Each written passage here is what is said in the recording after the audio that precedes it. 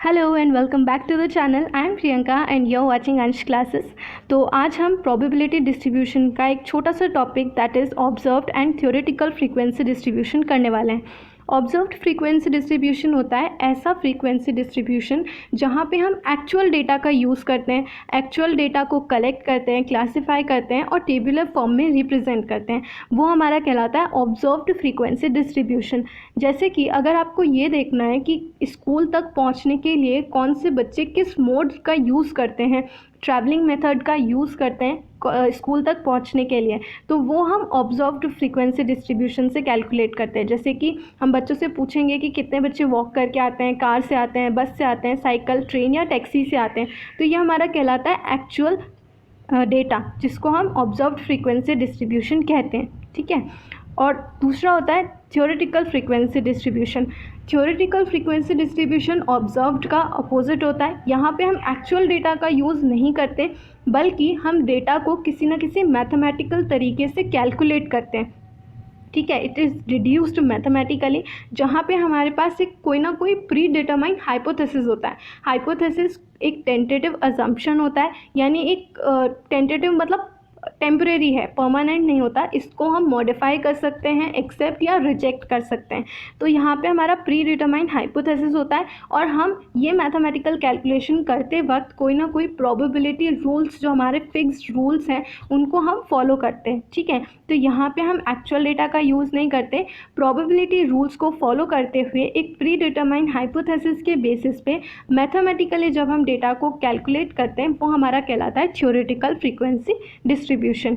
इसके लिए हम एग्जांपल देख सकते हैं, जैसे जब हम डाइस को रोल करते हैं, या फिर हम जब कार्ड्स खेलते हैं या कार्ड्स की प्रोबेबिलिटी बताते हैं, या कॉइन को टॉस करते हैं, तो इन तीनों केसेस के अंदर या इस टाइप के केसेस के अंदर हम डेटा को एक्चुअल के साथ साथ मैथमेटिकली भी कैलकुलेट कर सकते हैं। तो वो हम कहते हैं थ्योरेटिकल फ्रीक्वेंसी डिस्ट्रीब्यूशन।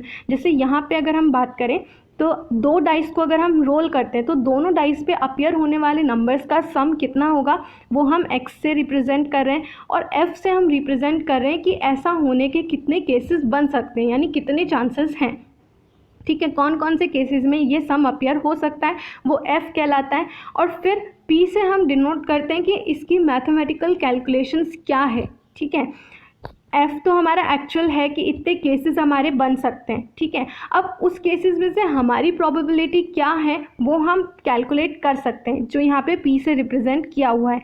ठीक है, think of this as defining a population distribution of the outcome of tossing two dices. ठीक है, यहाँ पे हम 2 डाइस को रोल कर रहे हैं जिसकी हम प्रोबेबिलिटी बता रहे हैं। तो ये होता है थ्योरेटिकल फ्रीक्वेंसी डिस्ट्रीब्यूशन, जहाँ हम मैथमेटिकली कैलकुलेट करते हैं।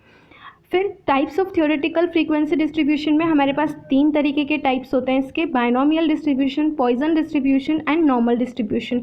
बाइनोमियल और पॉइजन ये दोनों ही डिस्क्रीट फ्रीक्वेंसी डिस्ट्रीब्यूशन को फॉलो करते हैं, जबकि नॉर्मल डिस्ट्रीब्यूशन जो होता है वो कंटिन्यूस फ्रीक्वेंसी डिस्ट्रीब्यूशन को फॉलो करता है।